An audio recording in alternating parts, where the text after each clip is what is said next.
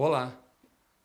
No programa da campanha Contas Públicas são da nossa conta, estamos recebendo hoje a presença do Cristiano Ferri. O Cristiano é sociólogo, servidor da Câmara dos Deputados, um dos fundadores do Laboratório Hacker, especialista em e-democracia, participante de vários congressos fora do Brasil nesse sentido, na busca da inovação do poder público e da participação também da sociedade através dos meios digitais.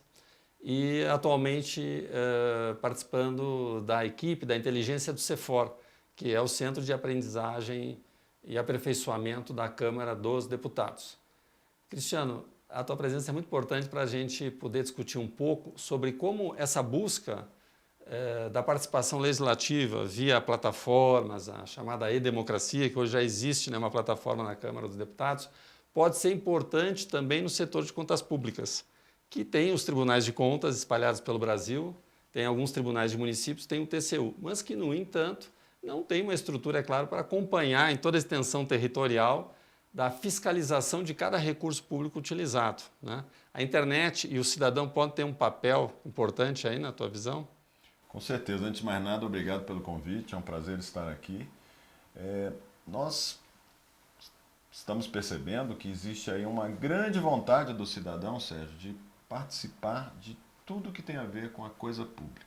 Então, eu que estou trabalhando com isso já há uns 12, 13 anos no âmbito do Parlamento, da Câmara dos Deputados, a gente viu um crescente enorme de 2007 até hoje, quando eu comecei, com participação digital no processo legislativo, esse afã das pessoas de quererem participar na elaboração das leis, das políticas públicas e também de controle dos gastos, né? Então, por exemplo, lá no âmbito da Câmara, um interesse muito grande de saber como é que os parlamentares gastam e utilizam os recursos que têm para exercer o seu mandato. Então, tudo que interessa, tudo que tem a ver com o Estado, seja por lado dos seus gastos, seja por lado, então, do seu custo, assim como no que tange a políticas públicas e participação, a gente vê uma motivação crescente do cidadão. Primeiro, porque ele tem mais informação. Então, a informação ela está cada vez mais democratizada. Nós estamos trabalhando dentro da administração pública em Brasília, a liberação de dados. Cada dia sai mais pacote de dados, seja em formato aberto, seja os portais estão cada vez melhores. Existem ferramentas de participação, então tudo isso ajuda o cidadão a ter essa informação que ele precisa. Não adianta você participar sem ter informação. Agora, ao mesmo tempo, quando a gente fala de contas públicas, a gente fala de coisas muito complexas, muito complicadas.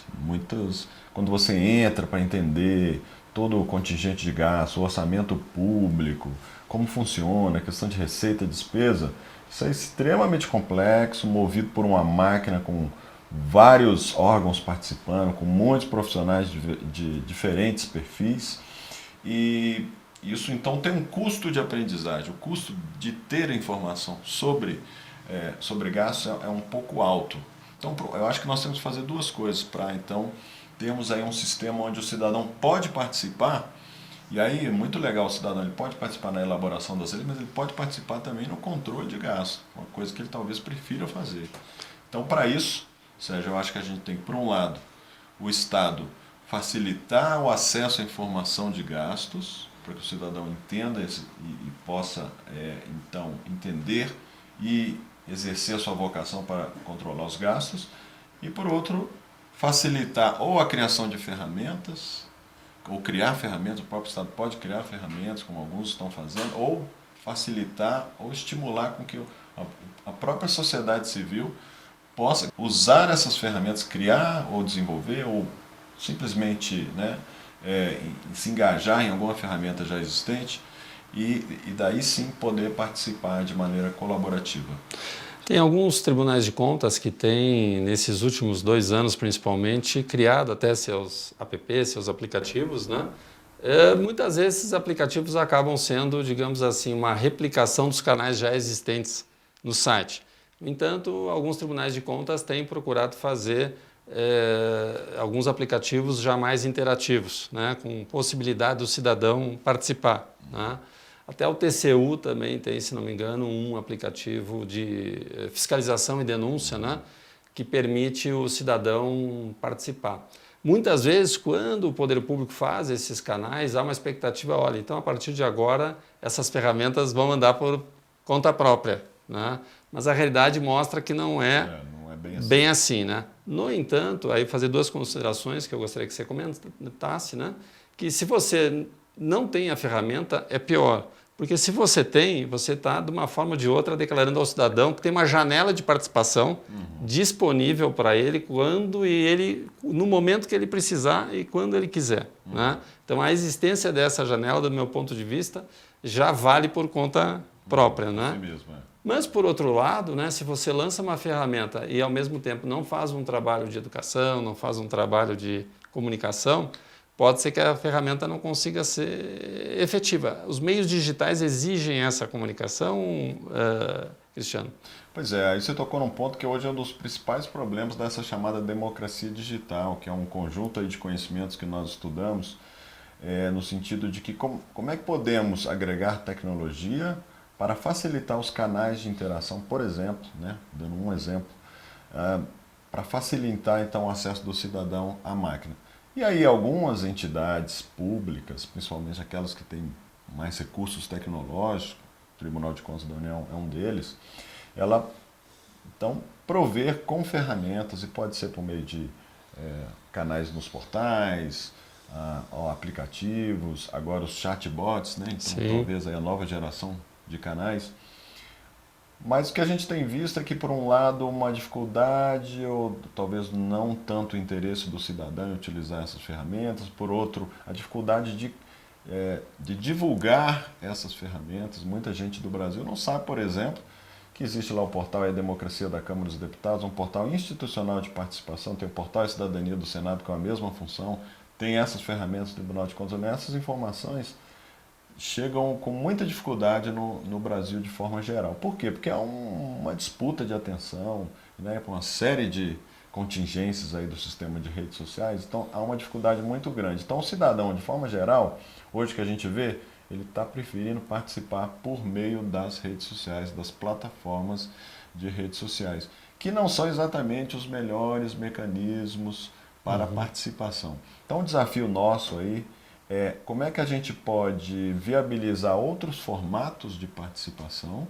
Eu acho que a gente está meio que passando essa fase de canais institucionais, aplicativos e tal. Estão dizendo até uma projeção da Gartner que os aplicativos já estão caindo e eles tendem a não serem mais desenvolvidos, né?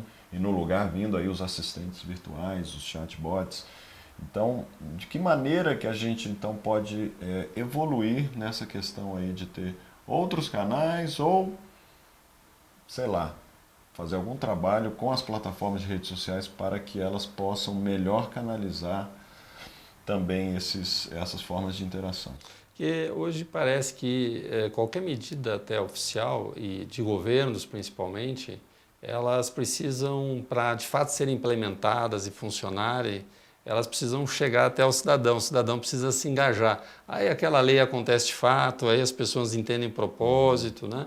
Aí muitas vezes um parlamentar consegue aprovar uma questão porque a opinião pública percebeu que é importante, aí os outros parlamentares se engajam, ou então também na área de contas públicas, né, que, digamos assim, na medida que o cidadão compreenda um pouco melhor, acompanhe o orçamento, acompanhe o gasto público, faça denúncias quando achar conveniente para chegar às instâncias dos tribunais de contas. Então, acaba sendo uma espécie de, digamos assim, governo aberto e governo em rede colaborativa, que pode ter o governo, de fato, como desencadeador, mas que precisa da participação do cidadão para realmente ter uma implementação. Essa é a tendência, Cristiano? Eu acho que sim, e daí eu sinto que essa vontade de participar, seja por uma ação voluntária de exercício da cidadania, quer dizer, então a nossa era do século XXI permite esse novo exercício de cidadania, né, do nosso tempo. E antes da internet, você podia só participar de protestos, quisesse engajar no partido político e depois votava-se nas eleições. Agora não, agora você, além disso, você pode também construir uma lei juntamente com uma rede, fazer o controle social e etc. Então pode ser aí para uma atividade voluntária, ou podemos ter aí um sistema mais sustentável, né? onde que as pessoas possam, até como profissão, trabalhar como, né, aí, vamos dizer assim, atores sociais importantes fazendo esse trabalho de controle social. Tudo isso está em aberto. Nós vemos aí um grande laboratório humano de experimentos de democracia digital sobre tudo isso, mas eu vejo como inevitável que não é uma certeza, mas é uma, digamos assim, uma leitura que eu me sinto bem confiante de fazer, é que é inevitável esse processo de engajamento da cidadania em rede para fazer controle social e construir projetos de lei, coisas assim. E agora, para a gente finalizar, a questão também da racionalidade do poder público, da comunicação do poder público também, porque de repente, até um tempo atrás, você dar transparência demais, você comunicar demais dentro do poder público, podia deixar o poder público vulnerável, era uma impressão. Então você selecionava a informação, digamos assim, que você achava que tinha contexto e podia chegar ao público, né?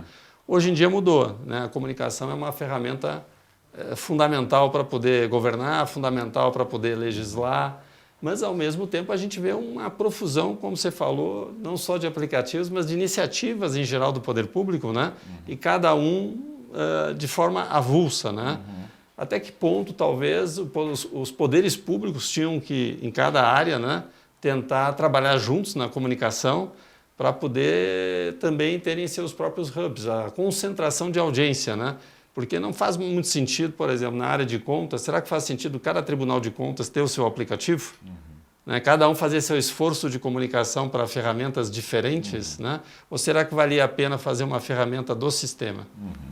Você tocou, na verdade, em dois pontos aí que se convergem, que são fundamentais. Primeiro é da pouca habilidade que as instituições estatais têm de comunicar melhor, de comunicar de uma maneira que seja mais compreendida pelo cidadão. Então se fala muito hoje uma tendência de governo digital do século XXI, da linguagem então acessível, né, do user-friendly, de você poder realmente gastar um tempo de servidores e políticos de traduzirem aquela complexidade, aquela informação muito técnica, muitas vezes, que está num portal de um tribunal de contas, para uma linguagem mais acessível, mais simplificada, para que o cidadão possa entender. Então há um grande trabalho para ser feito nesse sentido, né, dos servidores e gestores públicos serem melhor comunicadores. E por outro, existe todo esse projeto aí, todo esse problema de dispersão, né, como você citou. Há muita dispersão, muitos órgãos querem ter o seu aplicativo para chamar de seu, e com muito retrabalho, com exatamente iniciativas muito similares e pouca convergência. Nesse ambiente de poucos recursos que nós vivemos, nesse ambiente de crise orçamentária, então acho que é um momento propício para a gente evoluir no fato de que a gente precisa sincronizar esforços, ter mais colaboração entre os órgãos públicos, e aos poucos essa percepção está ficando cada vez mais clara na cabeça dos gestores políticos e servidores públicos. Eu percebo isso aqui em Brasília, pelo menos. Fica a dica. Muito obrigado, Cristiano Ferri, pela participação. Acompanhe os programas no site Contas Públicas São da Nossa Conta.